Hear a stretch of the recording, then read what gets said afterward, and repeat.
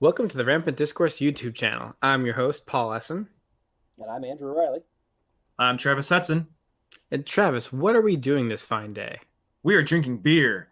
So we have the beer Brewers Advent Calendar of 2021, which you can maybe still buy at Costco. This is not the first year they've done it. They've been doing it since 2014. So it's become a pretty popular thing. And today we are on to number 2. And all these beers are from small German and Austria breweries. And a lot of them are canned specifically for this calendar. And before we poke into it to get it out, I do want to note they do specifically say they do it in cans instead of bottles because cans do help beer last longer in trips. And since this is coming from Germany, it's nice that they consider us Americans in the quality aspect in that. So especially this year with the supply chain issues. Oh my gosh, it's kind of amazing that we got them at all, honestly. Right. Yeah. So 2 is all the way down at the bottom, so I got to turn all the way around and get this one. Punch it out. That is the best part of the Advent calendar, though, right? Is punching it out. So you guys asked me yesterday about Advent calendars, and I did do a little research. So Advent calendars, as a thing, have only been around for a little over a century. The first ones were, 20th century kind of things, where first you started off by just chalking along on a board, and the chocolate ones that we're all familiar with started in like 1958. So this is all very recent stuff. Honestly, 100 years is older than I would have thought. I would have assumed it was like something that came out in like the 80s or something, or 70s. I'm going to count myself as right and say then it was the chocolate industry. Sounds like before that it was just a chalkboard. I don't think it was going to catch on. Chocolate board. Chocolate, yeah, okay, all right. German man, tell us about this beer that I just pulled out of this calendar. So this is the Hoamat Hefeweizen. So another thing that we talked about yesterday was the German purity laws and what was required to have them in the beer. So we can see, if we look at the ingredient list here, that they do call it a beer, interestingly enough, because this is not a beer by the German purity laws. This is a Weiss beer, which means that it is a Hefeweizen, which means it is made with wheat, not barley. Therefore, this is not a beer. This is a near beer, and it's going to be called a beer in almost all cases, but we're going to call it Hefeweizen for the most part. And if you go through these ingredients, you'll see that it has water, malted barley, hops, and no, not malted barley, malted wheat. And this means it's going to have a lot less sweetness to it in general. Hefeweizens are going to have a lot less sweetness to them. So if you were pouring yours, you can see already that it's still got a nice yellowish color, much cloudier. Hefeweizens tend to be cloudier than lagers. I was just about to say, it looks very cloudy. That's just how they are. And the flavor profile will be very different as well. But you're going to drink it, and you're going to say, that's a beer, even though it's not. I feel like we all have to, the first time we taste it, we're going to go, that's a beer. I guess we have to wait for Andrew. By pouring it into the nothingness, it's like my stage magician trick here. Oh, pouring my beer and it's disappearing. And I disappear. No, I you're see the can, but no glass. But yeah, no. The more you fill it up, the more you appear. Yeah, come on, go make your mom kiss your dad. You got to come back to us. All right, so you can see even no, you can't see it. You can't see nothing. You know, we'll show it. Prost. Come by.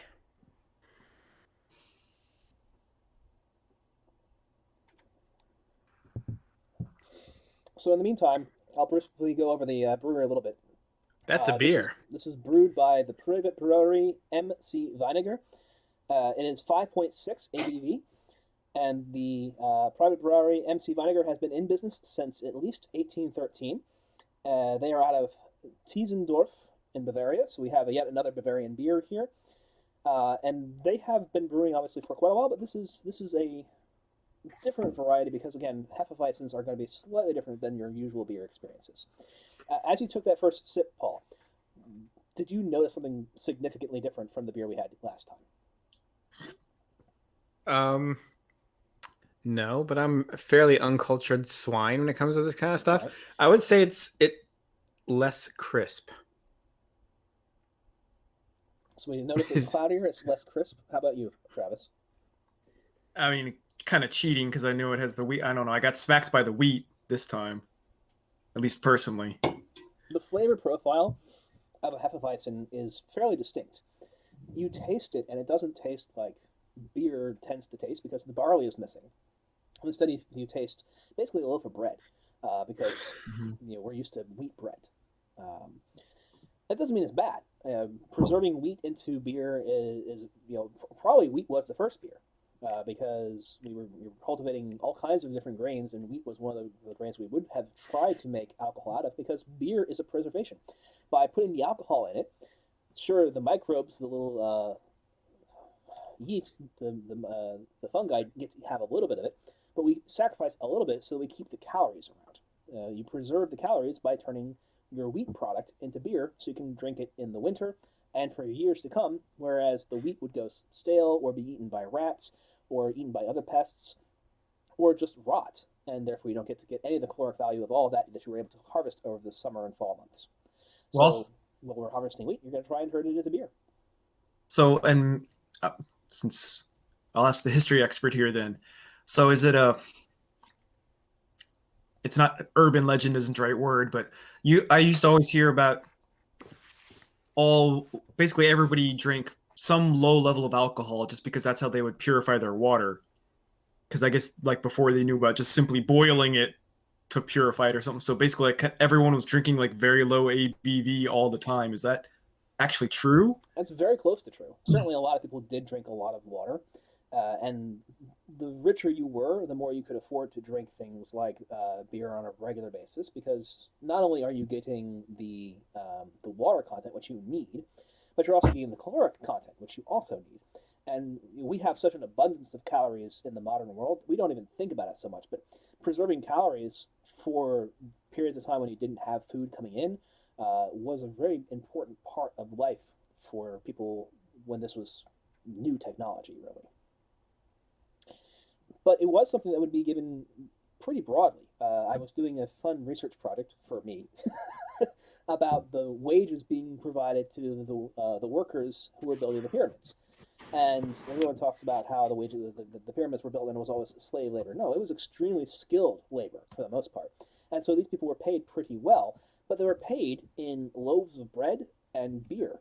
And you can actually see some records from sometimes how much they were being paid. And so you can see they're being paid essentially in calories. Sorry, I'm trying to translate something that's on the front. Okay. Because I noticed underneath it. Rohstoffen aus Bayern. Yeah, which means brewed with raw materials from Bavaria. Okay. Correct. And Hochste Braukultur aus Tiesendorf. And we mentioned that they were in Tiesendorf. So this is the they're in Tiesendorf, which is a city in Bavaria. So it's the beer culture of Bavaria coming through yet again.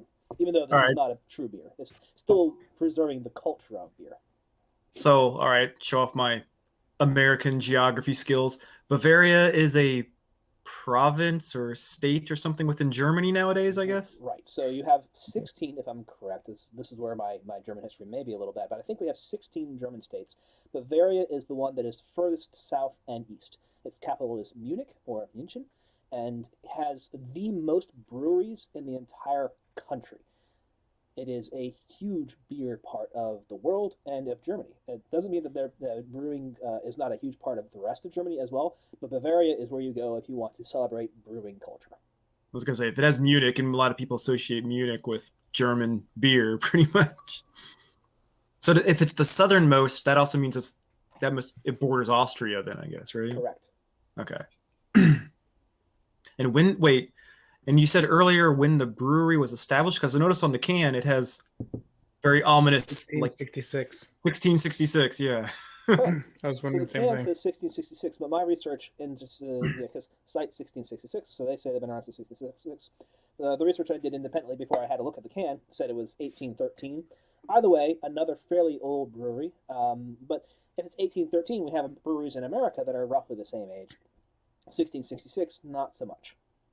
Yeah, because I know on the can, at least Yingling proclaims, I think they're the oldest American brewery. Right, and they're close to 1813. And they're right up the road. Actually drive past them whenever we go up to Hershey Park. Never go in because when the kids were a few years younger at that point, so not going to divert us from going to an amusement park. So, Paul, do you have any more questions for me today? Or are we just enjoying our Hefeweizens? No, No questions this time. Got my advent calendar questions out of the way. Although it's been a while since we've talked. What are your thoughts on this? May not be relevant to everybody else, but the Virginia election. It's got a lot of national coverage. It did. We still live in Virginia, unlike the trader who left. Do you want to coach Hershey Park on a regular basis? Yeah. I mean, so, I'm neither surprised nor unsurprised. It was one of those things where I was going into the election day, and it's like, well, this could go either way. And the fact that they held off on calling it for Youngkin for so long made me realize just, look, it was pretty clear fairly early on to me that Youngkin had pulled it off, but they didn't want to call it because it was still in doubt. It wasn't a runaway. He won by a significant margin, but it wasn't clear, especially because Fairfax County, the most populous county in Virginia, was delaying reporting its information, and being most populous, and Northern Virginia was also a Democratic strong point. So the fact that Youngkin was ahead meant that McAuliffe could have come back if there had been a huge swing of voters in Fairfax. But it seemed clear to me early on in the evening that Youngkin had won. It was surprising, but again, not unsurprising. A lot of people are disappointed. I am ambivalent. I didn't like Youngkin. I don't like McAuliffe. And I expect the next 4 years are going to be very, very interesting. Would have been very interesting either way. Do you think they held off on calling it out of an abundance of caution because they've been burned in the past by calling things a little too early? Or do you think it was more of a can't believe what's going on and hopeful that it will change? Question from the peanut gallery first is, although actually I've learned at work you're not supposed to use the term peanut gallery, so sorry. Wait, what's wrong with peanut gallery? This is new to me. Is it because of peanut allergies? Can I guess? Is it racist? Yes. Is it because of like monkeys? No, I think when I looked at, if you look it up on Wikipedia, I think it says because the history of the phrase comes from that it was it was the cheap seats in the theater, right? It's cheap seats. And back when the phrase, I guess, was first came about, who sat in the cheap seats was all the non-white people. Well, all the poor people, which included all the non-white people, obviously. But it could have been poor white people. Non-whites. Whites too. It came up in our diversity training to okay. So we're not using peanut gallery anymore. Okay, fine. Goodbye, peanut gallery. We hardly knew you. So wait. We have to come up with another phrase to use it, and if not peanut gallery. What do the poor say about this? Their mouths are too full of cake. All right. So the cake gallery. I'm going to try to remember my actual question that I was going to ask. Oh, when you said they didn't want to call it out of a caution, so I guess previous Virginia elections have had early miscalls, or is it just a general election? In general, we've had a lot of calls for elections that we shouldn't even say a lot, but there have been a couple where it got called early, and then 2000 is the quintessential one, right? But that's 20 years ago now. So, but the stigma lasts, and so there's some caution that's baked in now, and they really do want to see the evidence. But everyone wants to be the first to call it, so there's always pressure on the other side, right? So no one did. AP didn't call it. ABC didn't call it. Newsmax was the first one to call it. No one cares what Newsmax says. Of course they're going to call it for the Republican, right? And I think it's worth noting, actually, that part of it could have been that McAuliffe didn't concede until a little bit later than would be typical. After it was called by a fairly significant margin. And he played that off a little bit like, well, I called out to Youngkin and he didn't answer. Well, okay, that's fine, but you can still go up and make your statement even if you didn't answer. And look, Youngkin is sitting there waiting for his phone call probably. So something smells about that. But he says it. I'm going to believe him, even if it doesn't make any sense. But Fairfax could. If Fairfax had had very large turnout, the election could absolutely still have turned the other way. It was a reasonable caution. It wasn't where it was a clear runaway. It was where I, in my experience as an electoral officer and having years of history watching Virginia elections, said, no, it's clear to me Youngkin's got this one by a reasonable enough margin that I feel comfortable calling it. And I called it at like 8:15, so long before the networks did. I'd have to go check my notes because I do have a timestamped one, but it doesn't matter, right? It doesn't matter when I did it. Wait. You have time-stamped notes about when you called the Virginia election? Yeah, because I was on my work shift that day, and normally I work the elections, but I didn't work the election this year. But I was in a work Slack with some colleagues talking about it. And so the Slack has the timestamp if necessary. I'm just I thought you imagining handwriting in timestamps as you're writing your own notes or something. I'm imagining like dear diary, like today at like 8:13 p.m. I just thought that Youngkin was going to win the election.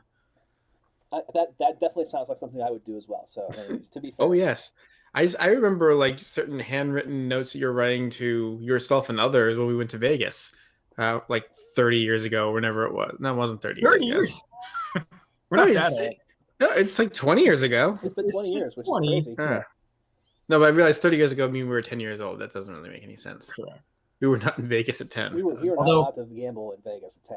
Yeah. Although I just saw a news story about there's a game called Unpacking. I guess like that. I don't know if Paul's familiar with it or not. It's like it's a game about like unpacking boxes and putting the items in their proper places in a new house. People will play it, right? But apparently there was this whole thing where a lot of people were posting on Twitter. They're like, apparently the way the game works is you put all the items away and then it tells you like, oh, that item's not in the right room.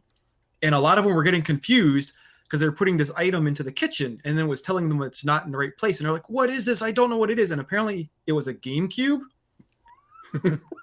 And these people are young enough that they don't know what a GameCube is.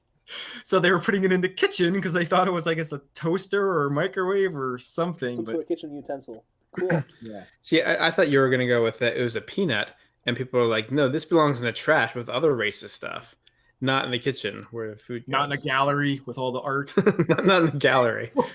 Yes.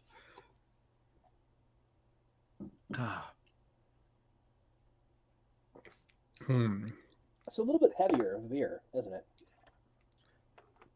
It is, yes. I'm trying to remember back to the first beer when it was. It felt it was easier going down, right? Like refreshing, crisp. It feels more like a meal than a drink. Now, on the other hand, this one does. Yes. Yeah. On the other hand, this one also has more interesting flavor, for better or worse. Like the other one, it has a flavor. Yeah, the other one was just like not drinking water, right? But you could definitely tell it was beer. But that's a lot of times with the lighter ones. If you can, the more you can see through it, the more it's going to be easier, I guess.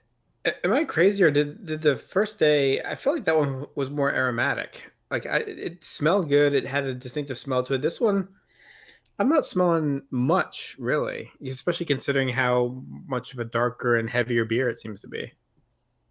No, I think you're right, and I think that those are things that are not necessarily going to correlate. They may have correlated in previous beers you've drunk, but I don't think that's consistent. The aroma is going to come, again, primarily from the hops. So the hops used in this Hefeweizen are going to be, they're more muted, right? I can taste more of the wheat and the malt in this one than I can from our previous selection. So the hops are not as prevalent, therefore it's going to be less fragrant. That would be my expectation. And I have no idea if this actually does anything, because I did this with the first one too, like kind of lean it up and then see how long it takes for like the suds to streak down. It's called the legs. That's a way of checking your alcohol content. This has a higher alcohol content than the beer we drank on day one, but it's still only 5.6. It's not a huge bump up. It's so almost 1% more than last. If it's checking the alcohol, what should be the difference? Should I see more legs or less legs? Although legs I usually equate with wine, but I can see how it applies with beer. Yeah. I don't remember. I'm going to go with that as my answer. I was going to say it feels like there's less, but the other one was also felt like it had more carbonation or had more head maybe to it. I don't know. I wish I had more information about this brewery. Unfortunately, when I went to their website, it was entirely in German, and my German is not good enough to have gotten me through the history. Like I said, I saw the 1813 and was able to dig into that a little bit, and that's contradicted by their advertising on the can, so who knows what that means. And so clearly, I'm a little suspect of everything else that I pulled out from it. So I'm going to refrain from talking about what I found out elsewhere, but I didn't find out very much. This is just, another small German brewery making a Hefeweizen here. So the brewery is Weiniger, right? Yes. So that's a family name. So okay. It's MC Weiniger. and it's as far as I could tell, it was still in the Vinegar family, but obviously MC is long since passed. So Hoamat is like the name of the beer. Hoamat Correct. Weissbier. Okay. Because Weissbier is just Weissbier. Okay. Although the can keeps turning at me, and all I see is the mat, and I keep thinking the beer is called Tiamat. It's the wrong culture entirely. I understand. I don't think this beer deserves the Tiamat distinction. It is not the god queen of dragons here. It was Tiamat female? I think so. Uh-oh. Because it's funny because I just recently had a discussion. I was playing Heroes of the Storm with somebody, and our mutual friend Dave, and it was brought up that Deathwing, I think, is female. I believe Deathwing's the queen of the dragons. Yes, I think you're right. So- Deathwing is female. What? No, wait. No, it's Onyxia. Onyxia is definitely female because she comes in and lays her like 8 eggs. Like, I get this from Hearthstone. I don't play World of Warcraft. I thought Deathwing was male, but maybe it's Onyxia was female. Maybe that's what you're thinking. Maybe. Wait, Don't these know. are World of Warcraft characters you're talking about now? Now, yeah, those are 2 World of Warcraft dragons Okay. that I'm familiar with only through Hearthstone. I was just making sure I didn't miss mythology class where there was somebody called Deathwing. All right. No, I honestly think Deathwing was introduced in Warcraft too, wasn't it? Well, okay, but my point being, it's not a myth. We went from Tiamat mythology, which is Dungeons and jumped over- Dragons. then you went to StarCraft, and then you jumped. But to Dungeons and Yeah. Dragons pulled her from the story of Gilgamesh, right? So that is no. I'm not going to research. I'm not going. We're drinking beer. I'll research later. I'll tell you guys tomorrow. All right, tomorrow we'll discuss exactly where Tiamat and Deathwing comes from, and the genders of each. There you go. Why do you have to gender everything, Paul? Don't misgender So- the dragons. We started with Peanut Gallery. Next, we're gonna be all transphobic. We're gonna dead name the dragons. Coswell is king of the dragons and female. Why you gotta go all dealing with dragons on me? Because I know you love that series. I'm surprised you could pull the name of the king of the dragons that easily. Look at me. I'm talking about beers and Germany, stuff I haven't really thought about for 20 years, and you think I can't pull the name of a dragon out of the top of my head? He's practically a hobbit. He has a glass as big as his head. Come on. They come in pints? So wait, Bahamut was that A Final summon in Fantasy? Final Fantasy. But they Fa- also so- they pulled that from somewhere else. Correct. It's from Wait, somewhere. Is Tiamat Dragon Warrior? I Like, know which- Tiamat from Dungeons and Dragons. Tiamat also summon in Final Fantasy. Okay, it is. So I'm pretty sure it's from a video game too. I Yeah. wasn't sure if it was Final Fantasy or Dragon Warrior or what. Dragon Warrior doesn't have cool spells like that. It has Yeah, no. fire. Dragon Warrior has no notable dragons apparently, which is ironic because it's called Dragon Warrior. Is that true?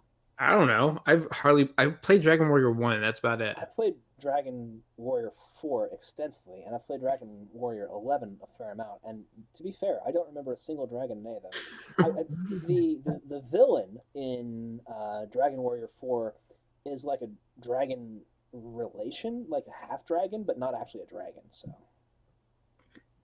A half dragon meaning that at some point a dragon had relations with a human. So this is one where I'm going to have to go back to the source material because it's been a long time since I played Dragon Warrior 4. But You there got a was lot this- of homework to do here. Yeah, that Pretty sure that's also- that love story was very complicated, and I did not understand it fully as like a 10, 12-year-old. Oh, that was actually in the game. Like they had to have they had an attempt at explaining it in the game. Well, They were just like, "Here's a half dragon. Go fight it." yeah, the Sora is the name of the character, and like her daughter or she, I don't know, but somehow this is the person that you're fighting because they wanted things to be better for themselves or their kids, and by trying to make the world better for themselves, they turned into a terrible person, and you got to go kill them. Wait, Sora is Sora a generic name? Because Sora's in the game. What Dragon Warrior 4? Then you're saying, and It's also the obviously name of the main character in Kingdom Hearts, Kingdom Hearts, right? and is also the name of the company, I guess, of Sakurai, who created Smash Brothers and made all the Smash Brothers characters, which is partially why Sora was the final character in Smash Brothers Ultimate. And he pointed out, my company's named Sora. So there must be something beyond just I'll tell you what. Let me beyond make that. some notes where I'm looking up. You got a lot of looking up to do for tomorrow. Hoamat Tiamat and Sora. and Sora. I'll see if I can get this information for you for tomorrow. Okay. We have an action-packed show tomorrow, folks. It's Got a time, lot I of stuff to think, go for over. us to start making some decisions about whether this beer has been Chug, worth the chug, calories. chug, chug, chug, I chug. have finished mine. You guys take your time. I'm done. We're all waiting on Travis. It's a meal. That- Eat That's your not meal. that's not tipping my hand or tipping my hat, I should say. I guess. Yes. Tipping your peanut. I'm glad you said peanut, not some. Hey, we need a replacement for peanut gallery. Could be a gallery of something else. I guess you could just say the cheap seats. What do the purists have to say about this? Because ultimately, that's the same thing. Let's get right to the point. I think it's more offensive for those that have peanut allergies. So really, we should be looking at like, what's the replacement for peanuts for people who have peanut allergies? Sunflower seeds. Sunflower. So it should be the Sunflower sunflower seeds. gallery. Yes. The sunflower gallery. That actually sounds very like pleasant and happy. Right? That can't be racist. Now it's a thing. Congratulations. Okay. Paul. From here on out, we're gonna make it a thing. Sunflower gallery. Hashtag sunflower gallery. Make it work, Yeah. people. All right, here we go. Okay. We're ready to judge We it? have to do up when we have to do up or down, right? Yeah, I can't just like leave it in You the middle. can't Yeah, break no, you the gotta make system a on the choice. second day. What the hell? All right. 3, 2, 1. Travis is a thumbs up. You're the last one to finish. Well, that's why I was like, I would be right in the middle. Yeah, I give it thumbs up just because it didn't offend me. I know that's High low. praise. I know that's low thumbs up. I guess it's like I've had bad beers, so my Oh yeah, no, this is not a bad beer. my threshold for like a a bad beer. Would I recommend it to somebody? I'd probably recommend the first one more over this one, but Yeah. I don't know. I hate to use my thumbs down already because I fear there's it's not, worse. you have to give a thumbs up and a thumbs down every single time. It's not like Yeah. it was your toad. Yeah, it's not like you have a limit, like 12 thumbs up and 12 thumbs down. You can only use that many. Okay, so instead of me defending myself, I'll ask you guys, what made you say thumbs down? I tend So to I'll- like Hefeweizen to start with, so it's got an uphill climb for me. Yeah, But even inside the Hefeweizen, this didn't really strike me as particularly good. The first sip and thereafter, it's very, very pungent and powerful wheat flavor, which is not what I want from a beer, because I want a beer, not Hefeweizen. But as far as Hefeweizens go, it was fine. It's just this was not an enjoyable experience for me, which is, it's not worth the calories in the end. I'm happy to do it here, and I will drink them once in a while, but I would rather drink something else when I get the choice. Yeah, I mean, I agree with a lot of that. I thought I liked the first beer better.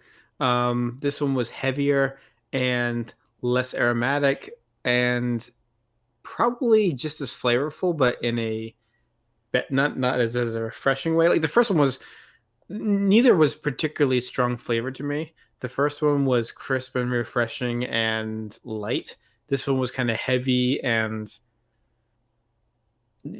pungent. Yeah, sure. I don't know the word to describe it, but it just wasn't like, it wasn't really refreshing or crisp or anything. It was just kind of like, there. But I don't think Hefeweizens are supposed to be necessarily crisp, right? So yeah, I guess I gave this one a thumbs up because I mean, I did like I commented on it earlier. Like this one to me had far more flavor than the Hell's Lager, but it's much more robust. Absolutely. It's going to, but and I guess also like my threshold for Hefeweizens sounds kind of like Andrew. Where like it's not going to be my first beer of choice, and this one I hate to say like it didn't offend me, but like I mean that's the bar a Hefeweizen has to cross, and that's not an unpopular opinion, I guess. Like there's a lot of people that don't like Hefeweizens. There are some good Hefeweizens out there. This one did not strike me as one of the best. I think is Blue Moon a Hefeweizen? I think so, yeah. I know it's a wheat beer, so I guess that by default makes it a Hefeweizen, right? So. Well, unfortunately, this time around, Travis, you are wrong. And Hey, yeah, I was there more. That's why I was asking. Like, can I just leave it there? I have. no, you can't break the game on the second day. I have to live or let live. I understand. Or live or Exactly. let die. We're all going to have to make tough decisions in the There are next going to be some 20. tough decisions in here, I'm sure. Yeah, in the next 22 days, we're going to have to make some tough decisions. So I hope you enjoyed this, and come back and join us for day 3 tomorrow. Can't See you stop the guys. discourse.